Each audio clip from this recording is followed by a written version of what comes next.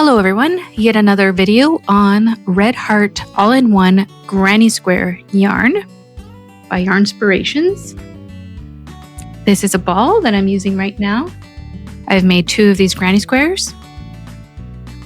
This yarn is gimmicky, and usually I don't like such things.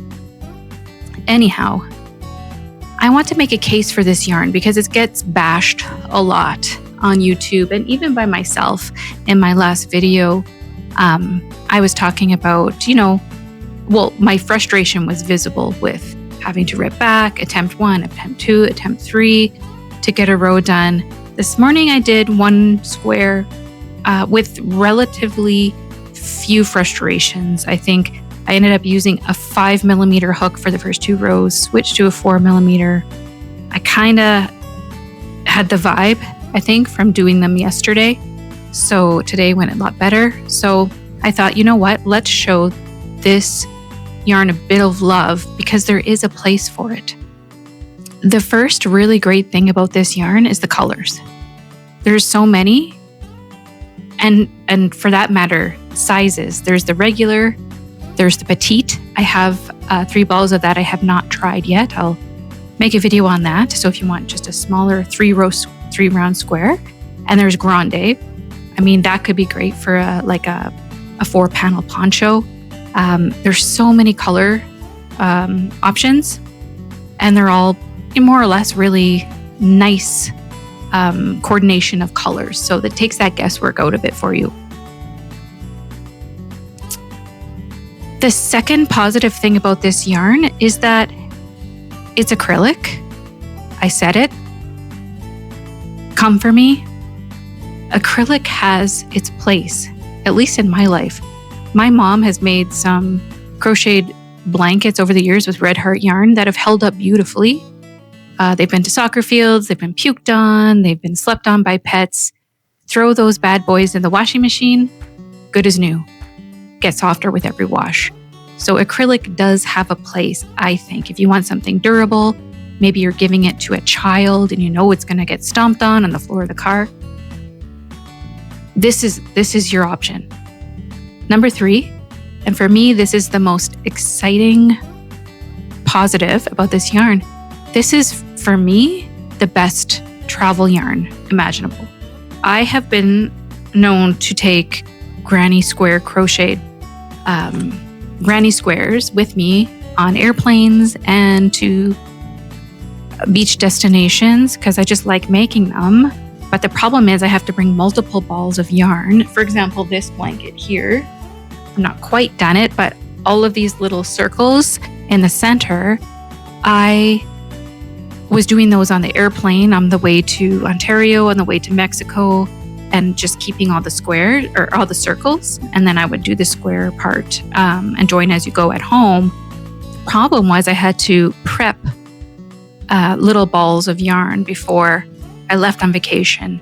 And, on the airplane, you're frigging around trying to get another color out and you're cramped in here and things are getting tangled up and you're dropping little balls of yarn on the ground.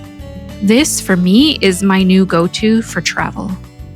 Stick this in your carry-on with a crochet hook and a little, just a little pair of snips. I've never been denied boarding on a plane with these little snips or even a pair of nail clippers, and you're good. You sit there, you watch your movie, pulling from 1 ball of yarn.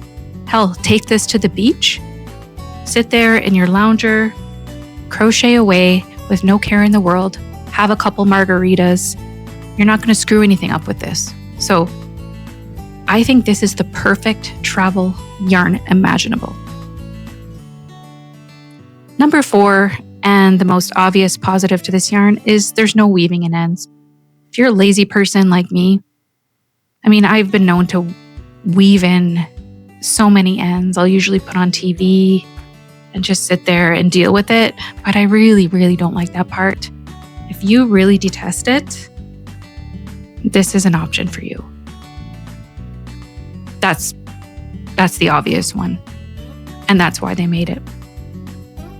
I'm going to add a caveat here, and that is that you may think, and this may appear to be geared at more beginner crocheters, like, look, you don't have to change colors. It's all done for you. It's so easy.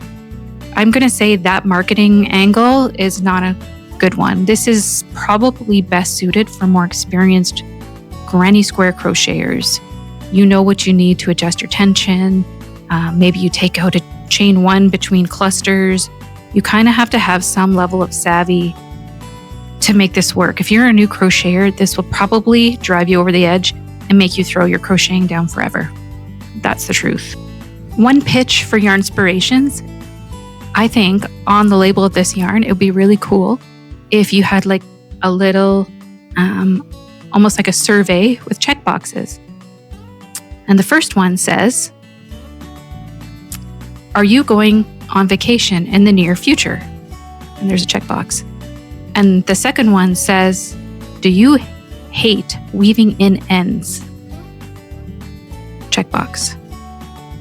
And the third option could be, do you hate choosing colors that coordinate? Checkbox. And then it says, if you've checked any of these boxes, this is a perfect yarn for you. I think that would be brilliant and probably sell more of this yarn. Your inspirations, you can hit me up. Open to work. I wanted to add, because I'm wearing this beautiful crocheted sweater, that this is an MJ Off the Hook design pattern. It is the Granny Pop cardigan. I used Mary Maxim Prism for the color changing yarn, and this is like, I want to say loops and threads, just very, whatever their basic worsted weight solids are. Impeccable, perhaps.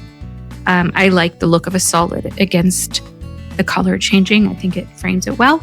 But anyway, it's an MJ Off the Hook design. I really enjoyed making it. I'll probably make more.